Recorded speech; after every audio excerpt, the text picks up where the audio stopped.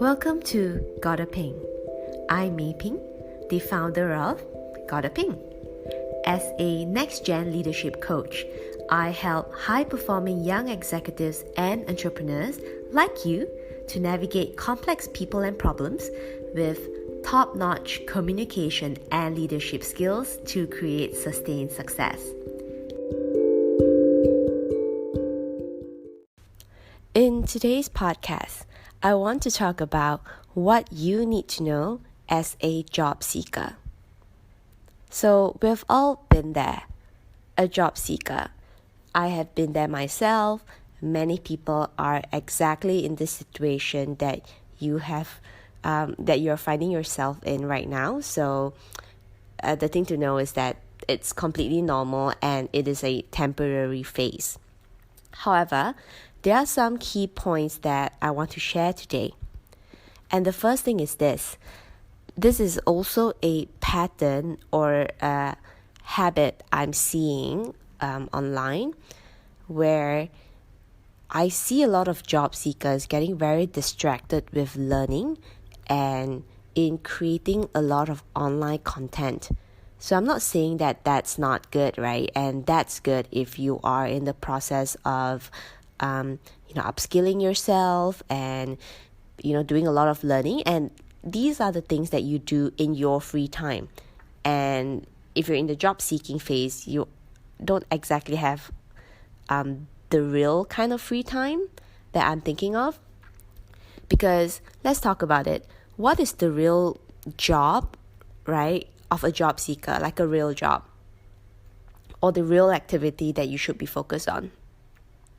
And that's 24/7 enhancing your resume so that it fits the role that you are looking for, communicating that, reaching out to different people in your network, right?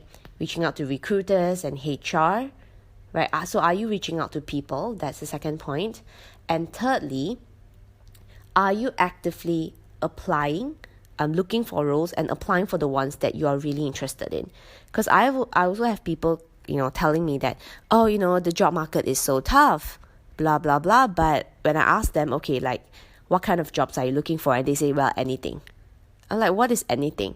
Because if you're looking for anything, then you get nothing. Because if you're not clear on what you're looking for, or at least a more defined scope or a more defined industry, defined, business title, then you are basically searching aimlessly. And how would you know if you have come across the role that you really want? And that's how the other bits come in, right? Because if you're just applying for a random job, then how is your resume going to be relevant to a variety of jobs that you didn't actually focus on? So then there is going to be a mismatch between your skills and your experiences and how that is articulated in your resume for the company to say, okay, you know what, you are the best candidate that we have found, right? Looking at your resume, there are a lot of similarities in terms of like you have the skills and experience. But if you're just like random blanket application, then how would you know if that's the right one? Some people also ask me, okay, I receive a lot of advice on creating a lot of content just to get some visibility as a job seeker. So creating content is good, right? But is your content tailored towards the skills that you can offer, the value that you can offer, should you be hired? Or are you creating content just to apply what you have learned from a random webinar course that you have attended? Is it just something to feed your creative mind? So is it clear enough that you are looking for a role and what role it is, regardless of whatever your outreach channel is, right? Whether you want to do it online, you want to do a resume. And in fact, I won't say that you should keep your options closed, right? In fact, online is a really, really good way to reach out to recruiters and HR and look for jobs. And what you need to do is to, of course, have a LinkedIn profile, make sure that you are on LinkedIn for the right reasons. And of course, different people are on LinkedIn for different reasons. However, if you're a job seeker, your activity on LinkedIn 24/7 is pretty much to scout through the job section. And even before doing that, right, make sure that your LinkedIn profile clearly mirrors your resume, and that all your strengths, your skills, and how your headline that needs to be enhanced, and make sure it's specific. And I use this term specific because I see a lot of profile optimization out there to hit the SEO and all that other stuff. Yeah, it doesn't really matter, because you should know what you're looking for. You don't have to wait for the SEO to, give you some sort of recommendations. If you update your profile correctly, right, then when you go to the job section, the relevant jobs in line with your experiences and skills will pop up. And that is the truth, because that was how I found my role, and that was how, the right roles were recommended to me. And this is all the same for all the clients that I have helped. A lot of people get confused that the content will help them somewhat, where they get a lot of engagement. But the question is, are you getting engagement from the right people, right? Are these people the ones that can help you get your immediate next job, or it's good for professional networking down the road. So it depends on how, I don't want to use the word desperate, but how urgent is your job search. If it's not urgent, then probably it doesn't really matter. But if it's really, really urgent, meaning you are a fresh graduate, you don't actually have a job, right? And your biggest priority is to get a job, right? To make sure you have an income, and then you can support yourself and so forth. So what is really your priority, right? That should determine your actions and your activity, and not what is fun, what is cool, and what other people are doing. So for myself, right, I actually graduated in 2009, where it was exactly the financial crisis.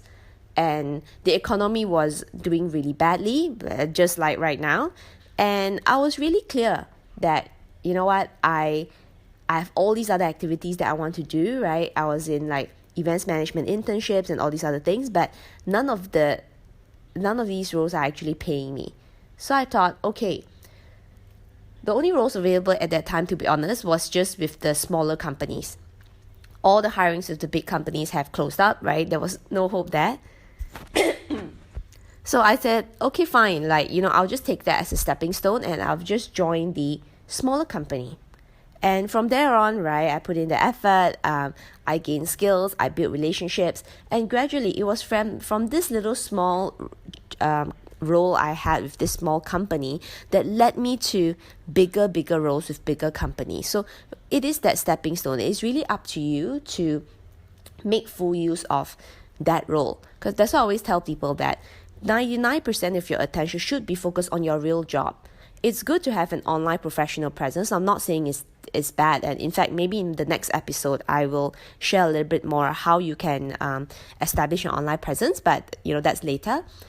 But 99% should be focused on your real job, right? How you're going to add value, and how you're going to build relationships, because those relationships go a really, really long way. The people who have worked with you before, they have a very, very clear view on what you can do, rather than just a couple of people online seeing a couple of posts that you do, and then, okay, suddenly they're going to hire you.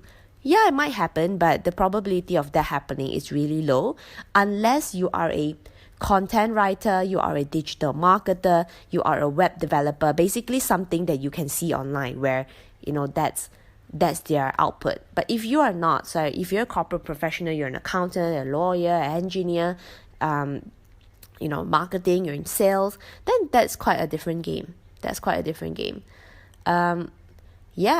So just to do a quick recap on what you can do as a job seeker. Number one, make sure that you have the most precise resume or LinkedIn profile that clearly reflects your skills, experiences, and the value that you can bring to your next employer.